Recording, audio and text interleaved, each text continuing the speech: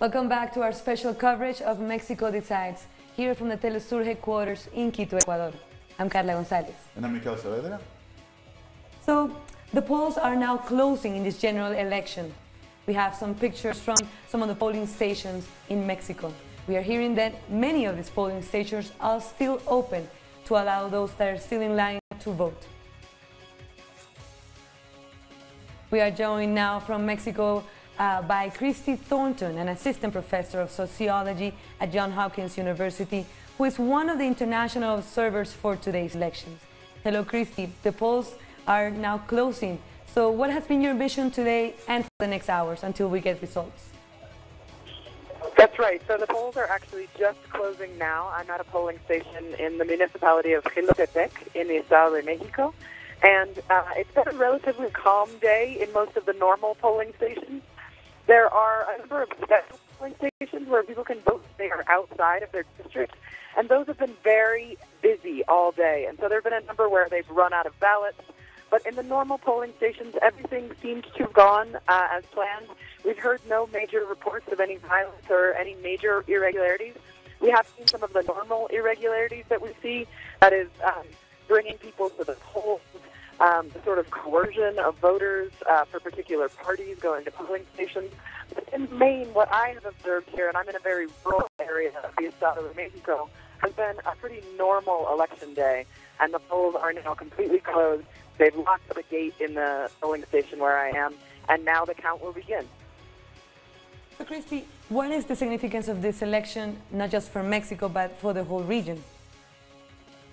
The significance is massive. Now that this vote has begun, we will know fairly soon what the is among the Mexican voters. They will begin to tally these district results, and then the official count will happen over the next couple of days, and we'll know whether for the first time Mexicans have elected this brand new party, Morena, as a candidate Andrés Manuel Lopez Obrador. This will be the first time that there has been a less opposition candidate in the presidency in Mexico in its democratic history. So this would be a very big deal, not only for Mexico, but for the rest of the region.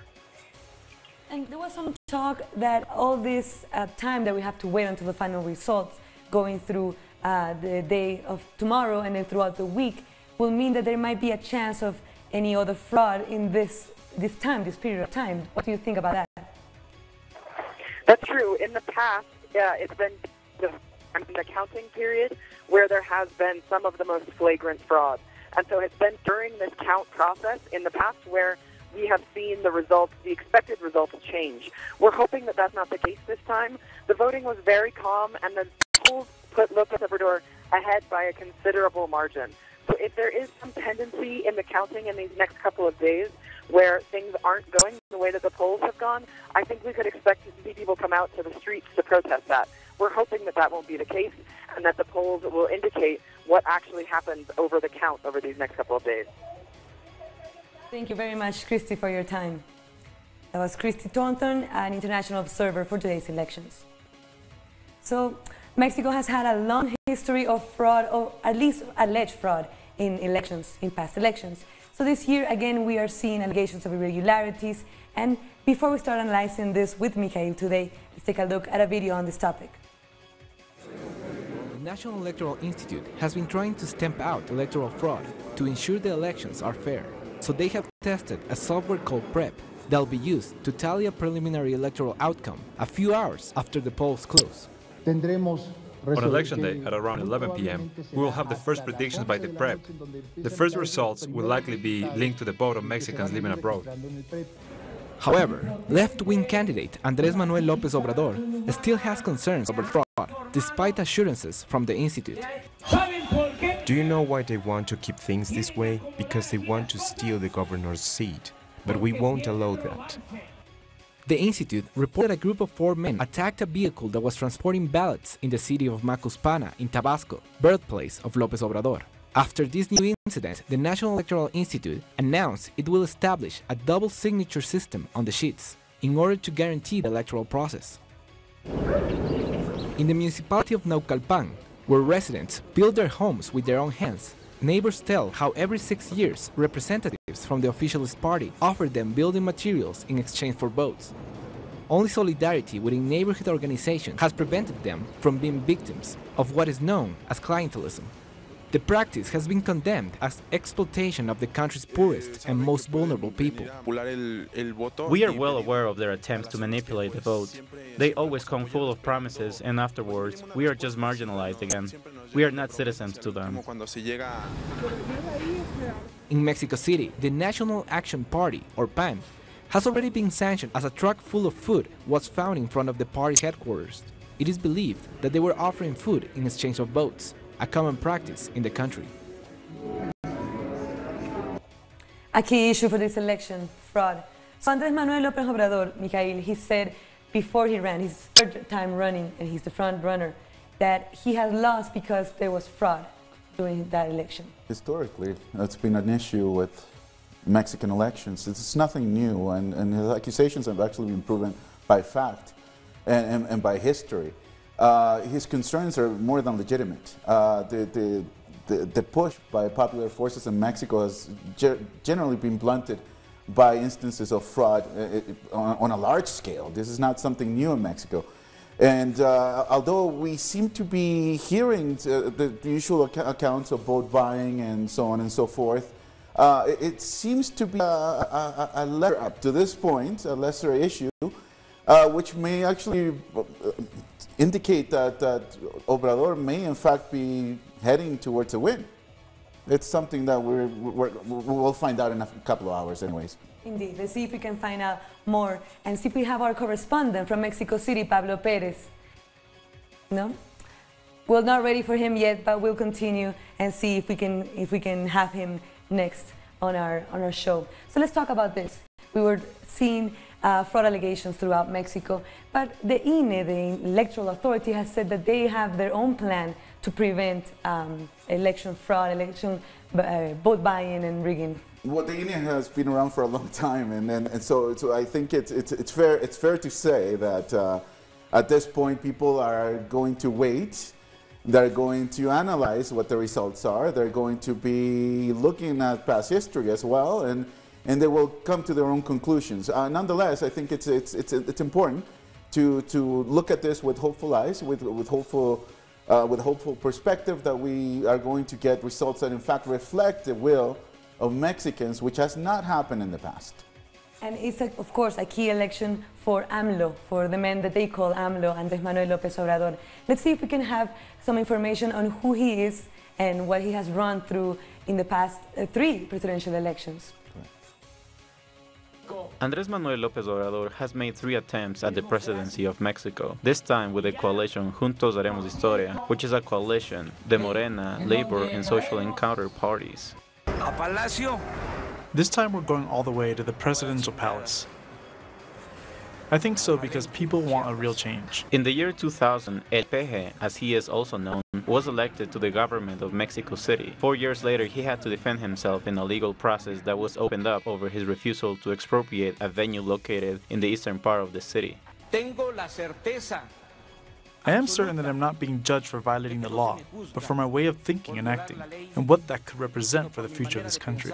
With strong popular support, he participated in the presidential elections in 2006, but he didn't make it to Los Pinos. Thousands took the Zócalo and the streets of the capital to demand a recount of the votes. This was one of the most questioned elections in the history of Mexico. He has traveled all over Mexico. One of his key policies has been the defense of the country's natural resources. This is why he led the movement against the privatization of the oil industry. The plundering of oil will create an environment of discontent. After losing the 2012 elections, he starts the national regeneration political movement, Morena. All the people are with him. Poor people first has been the permanent slogan of the man, born in Tabasco 65 years ago. We are going to help the poor more than any other. I'm not hiding it. For the common good, but the poor come first, but also the middle class. In the electoral campaign of 2018, his proposals focusing on social issues have a marked difference compared to his contenders. The conservative Ricardo Anaya and ruling party candidate José Antonio Meade, who want to continue with a neoliberal model. What we are seeing is a similar proposal, in tune with the privileged class in Mexico. Lopez Obrador is also proposing a different model to counter the violence that affects the country, and it has led to 250,000 murders according to non-governmental organizations. We have to restore our society, rebuild families, schools, social organizations, unions, and the government. Lopez Obrador has promised to fight corruption and revise all the contracts that the current government has signed with the private sector, especially in the areas of energy and the construction of Mexico City's new airport. Since the beginning of the electoral process, the favorite candidate across all polls has faced constant opposition from big businesses, and many here in Mexico see that as a good thing. So let's look at who is AMLO, who is Lopez Obrador. Is he the same person that he was during the two previous elections? Has he made any compromises for this election? Well, as he himself puts it, he's a man who hasn't, in fact, changed much. He's adjusted himself to the circumstances. This can mean a number of things. In fact, perhaps some of his critics on the left are seeing this as somehow of a retreat from his previous more radical positions, something that he would dispute, in fact. He looks at Mexican politics at this point as an opportunity to begin a process. He himself feels like he's a radical, but he says radical when he talks about roots. He says the word, because every time he says radical, of course, media bursts into criticism, but he says that radical comes from the roots. He wants to change the country from its roots. He's looking at making a radical change, and he's identified some of the ways of doing this as attacking corruption, as attacking privilege, what he's called the elites of Mexico, who have ruled the country for decades and decades and basically sold the country out to the highest bidder. I'm saying highest bidder is generous because they've sold the country very cheap. But one of the things that AMLO is looking to do is, if you look at the composition of his own coalition, it ranges from quite, conservative groupings to far left ones. Yes, it's an interesting one. And the PT, the Workers' Party in Mexico, and that grew a lot of criticism against him. Absolutely. In fact, this has been one of the issues from the sort of like the traditional radical left, who say, well, how could you be associating yourself with clearly religious right-wing groups? But also he has, on the other hand, he has a PT, which is a traditional sort of Maoist grouping that fights for workers' rights and so on and so forth. He has countered this questions, if you will, by saying that he's interested in finding solutions that apply at this stage anyway to most Mexicans, because he's seeing a country that's basically falling apart. And his argument is to say, listen, we can talk about issues of identity and so on and so forth, which are issues that affect sort of the urban left, if you will. But he's actually looking to address issues of national importance and national urgency. This is something important. And corruption, as we all know, and violence are issues that have plagued Mexican politics for at least the last couple of decades. And he has talked about identity politics. He, as we see some numbers, he has a strong support from millennials, from the younger voters, from people that are going to vote maybe for the first time, or they haven't seen any left in Mexico in years since they were born, and their families haven't seen any left-wing politicians in the country as well. Since forever, since basically the PAN, which is the conservative party, got into the game, and the PRI, which has ruled Mexico forever, before the very kind of neoliberal attack by the PAN actually it started shaping Mexico in an even more neoliberal perspective.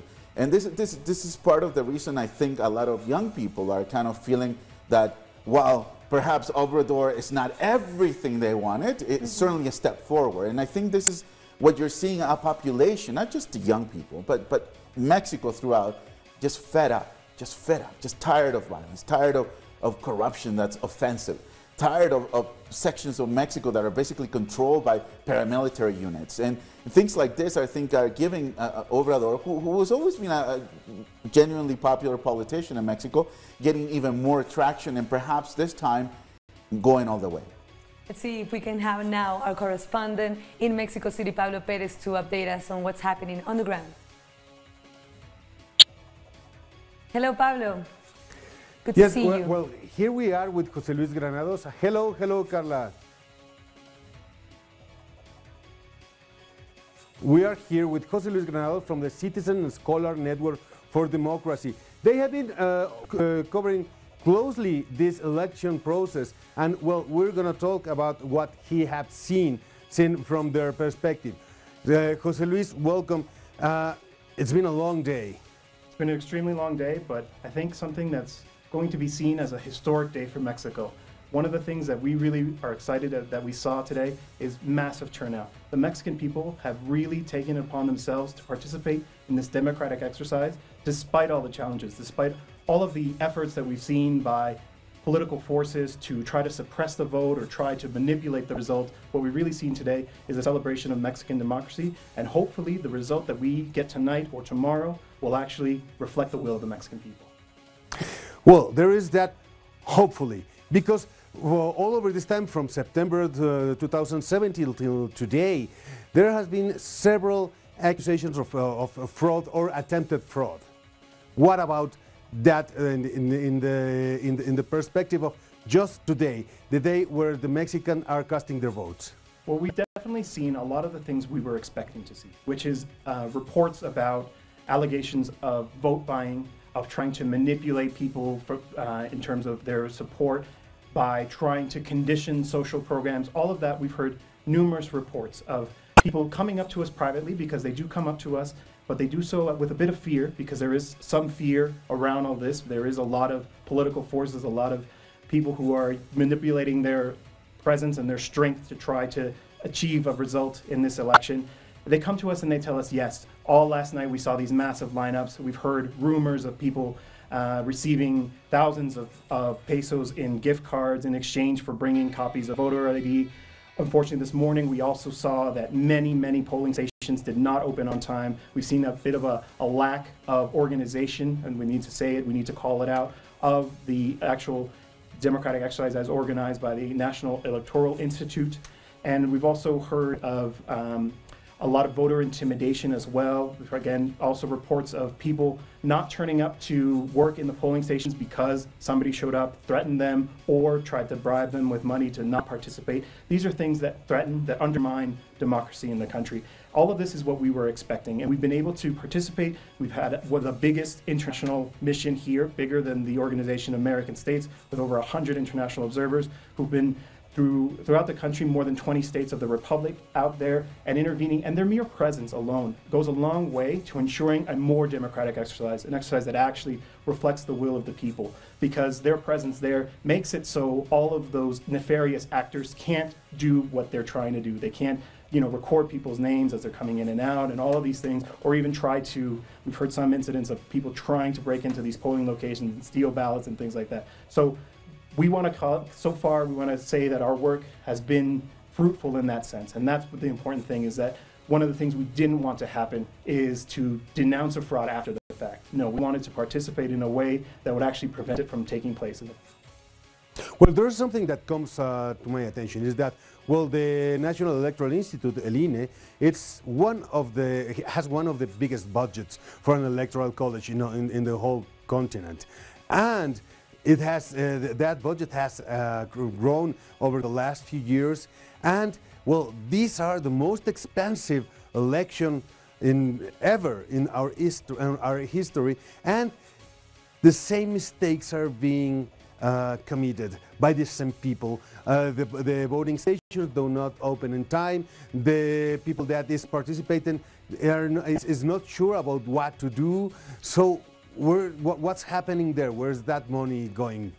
Well, I think it's important to signal all of those things. I think that is unfortunate, and there's no excuse for it. These are all the practices that we've seen many times, most recently just last year in the state of Mexico elections, but even going further back, 2012, 2006. We know that this is how actors try to engage in fraud. The INE knows that these are the kinds of things that happen. We supposedly have these institutions like the FEPADE, the Special Prosecutor for Electoral Crimes, yet they're not proactive enough. They're not taking the steps necessary despite this massive budget. And we need to really, as a society, ask why they're not completing with their responsibilities. Their purpose. They should be, right?